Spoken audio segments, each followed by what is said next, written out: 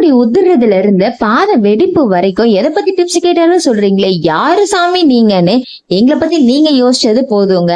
அகத்தின் அழகு முகத்தில் தெரியும்னு சொல்லுவாங்க. அதனாலதான் என்னவோ இப்பெல்லாம் ஜென்ஸ், லேடிஸ், குழந்தைங்க, பெரியவங்கன்னு எல்லாருமே என்னென்னவோ ப்ராடக்ட்ஸ் எல்லாத்தையும் யூஸ் பண்ணி தான் முகம் அழகா இருக்கணும்னு நினைக்கிறீங்க.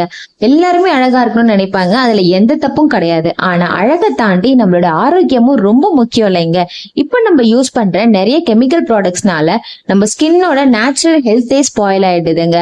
ஏஜிங் மாதிரியான விஷயம்லாம் இப்போ குழந்தைங்கள்ல இருந்து எல்லாருக்குமே சீக்கிரமே வர ஆரம்பிச்சிடுதுங்க. காரணம் நம்ம யூஸ் பண்ற கெமிக்கல்ஸ்னால.